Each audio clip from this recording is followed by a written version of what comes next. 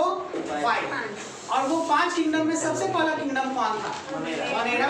दूसरा किंगडम तीसरा kingdom fungi, चौथा किंगडम और पांचवा एनिमेलिया। तो स्टूडेंट आज हम लोग पढ़ने वाले हैं मोनेरा के बारे में। मोनेरा जो वर्ड है वो मोनोस का मतलब होता है सिंगल। इट्स मीन कि ये जो जितने भी ऑर्गेनिज्म होंगे, यानी ये जो लिविंग ऑर्गेनिज्म होगा भैया, ये लिविंग ऑर्गेनिज्म सिंगल होगा। और इसीलिए आर्ट्स विटेकर ने सबसे पहले सेल के कॉम्प्लेक्सिटी को बताया, यानी ये प्रोकारियोट्स होंगे या यूकारियोट्स होंगे या फिर मल्टी सेलुलर होंगे या यूनिसेलुलर होंगे, ठीक है, इसको लेके। तो इन्होंने बात किया, उसी बात पे इन्होंने सबसे पहले ये चल रहा है characteristic feature of Monera. Monera का क्या कैरेक्टरिस्टिक फीचर है, how we find out a monerans, कैसे हम लोग मोनेरंस को पहचान पाएंगे, ये बात है। तो मोनेरंस का मतलब आया मोनोद से, जिसका मतलब हुआ सिंगल, और ये इंक्लूड्स करता है प्रोकारियोट्स को। किसको इंक्लूड किया? प्रोकारियोट्स। अब इस प्रोकारियोट्स को हम दो भागों में तोड़ेंगे, एक होता है प्रो और दूसरा होता है कारियोन वर्ड से। प्रो का मतलब होता है प्रिमिटिव या पहले का, ठीक है ना, प्रो मीन्स प्रिमिटिव या फिर द बिफोर, आर की बहुत पुराना। और कारियोन वर्ड रिप्रेजेंट करता है न्यूक्लियस को, यानी ये ऑर्गेनिज्म ऐसे होंगे, यानी ये ऑर्गेनिज्म जिसमें न्यूक्लियस जो होगा, ये न्यूक्लियस इनवेलप के साथ नहीं होगा। किसके साथ नहीं होगा? इनवेलप के साथ नहीं होगा, यानी इसमें न्यूक्लियर मेम्ब्रेन मौजूद नहीं होगा। हम लोग इसे पहचानेंगे कि इसमें न्यूक्लियर मेम्ब्रेन, मैंने कहीं आगे लिखा और ये बात मैं अभी आगे जाकर डिस्कस करूंगा आपसे कि ये जो बातें हैं ये प्रोकारियोट्स के पास, प्रोकारियोट्स का मतलब ये प्रिमिटिव है और इसके पास जो न्यूक्लियस है इसमें न्यूक्लियस इनवेलप नहीं है, तो इसीलिए इसको बोला गया प्रोकारियोट। क्या बोला गया? Prokaryote. The next line, they are typically unicellular, यानी ये एक सेल के होंगे। यूनि का मतलब क्या? वन, सिंगल सेल होंगे organism. But one group is mycelial, ये आपको मिलेगा माइसीलियम, आपने सुना होगा माइसीलियल, ये थोड़ा सा ग्रुप एक्सेप्शन है इसका, यूनिसेलुलर नहीं होगा, ठीक है ना, हां, एक्टिनोमाइसीटीज।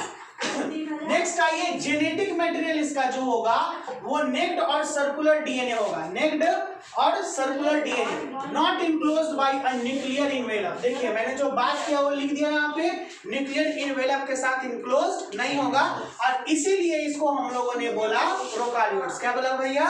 प्रोकारियोट्स।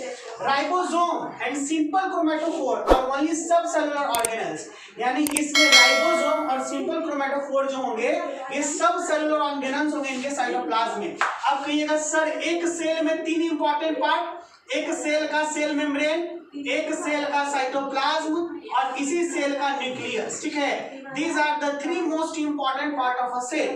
सेल के 3 इंपॉर्टेंट पार्ट होते हैं और इसके साइटोप्लाज्म में हमको बोला है कि ये राइबोसोम होगा। क्या होगा भैया? राइबोसोम होंगे, और ये राइबोसोम जो होंगे यही राइबोसोम इसके सेल ऑर्गेनेल्स के रूप में काम करेंगे, जो सब सेलुलर ऑर्गेनेल्स को बात कर। और एक होगा क्रोमैटोफोर, वो क्रोमैटोफोर जो होता है, chromatophore it what represent that giving a colour, ठीक है। क्रोम का मतलब होता है कलर, क्रोम का मतलब क्या होता है? कलर। तो different types of the colour pigment, the different type of colour pigment represent the chromatophores. यहाँ पे बात करें ribosome and simple chromatophores are only sub cellular organelle in the cytoplasm. किसके साइटोप्लाज्म में? मोनेरंस के साइटोप्लाज्म में। किसके साइटोप्लाज्म? मोनेरंस। नेक्स्ट आ रहा है the ribosome are 70S DVI. Ribosome prokaryotes में कैसा होगा भैया? 70S का होगा। प्रोकारियोट्स में राइबोसोम कैसा होगा? 70S। ये यूनिट को शो करता है, सब यूनिट को, 2 सब यूनिट में 70S और 80S, ठीक है। 70S मिलके बनता है किससे? 50 और 30 से, और जो लार्जर यूनिट होता है वो 60 और 40 से।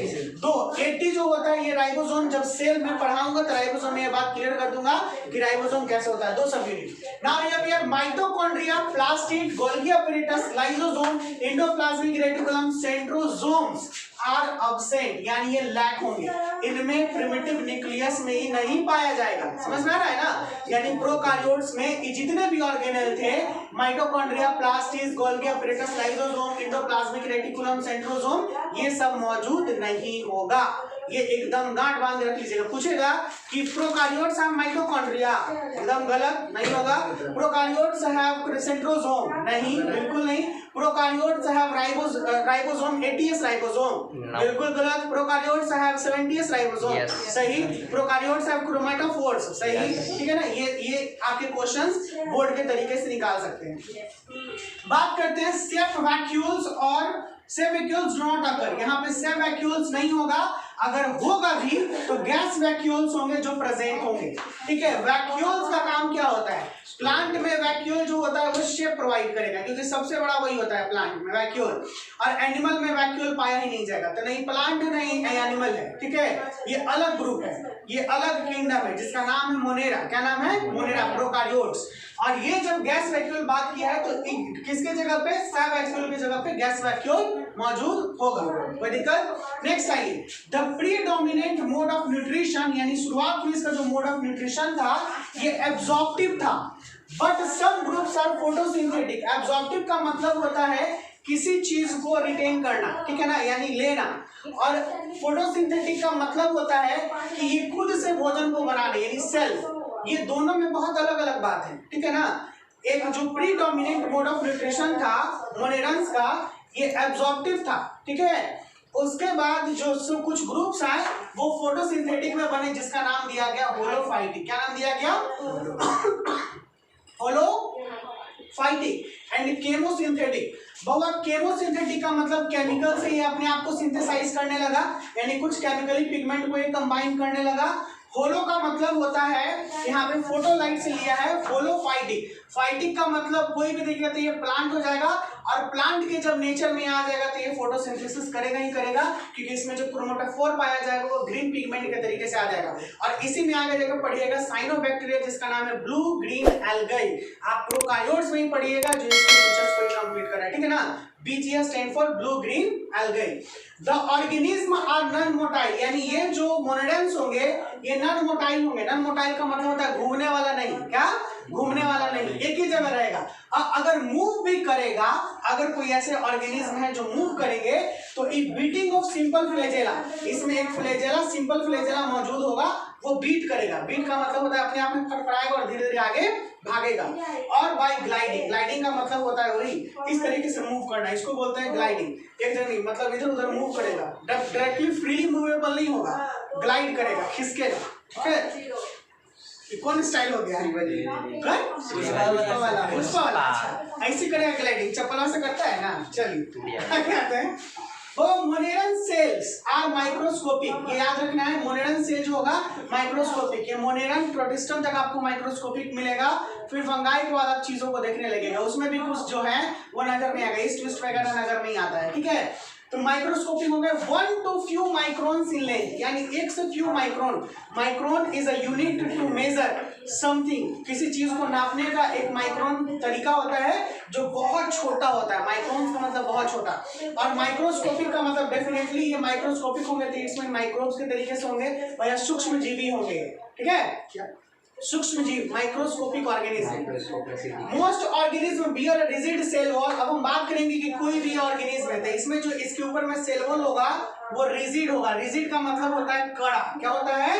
कड़ा, यानी रिजिड का मतलब हार्ड, ठीक है ना। कड़ा, कड़ा यानी हार्ड। नेक्स्ट आइए, ये रिजिड सेल वॉल, ये जो सेल वॉल होगा ये पेप्टिडोग्लाइकन का बना होगा। यहाँ पे क्वेश्चन कर सकता है, the moneran cell wall is made up of peptidoglycan. और ये पेप्टिडोग्लाइकन का दो वर्ड से मिलकर जुड़ा, यानी शुगर और अमीनो एसिड्स का बना होगा। किसका बना होगा?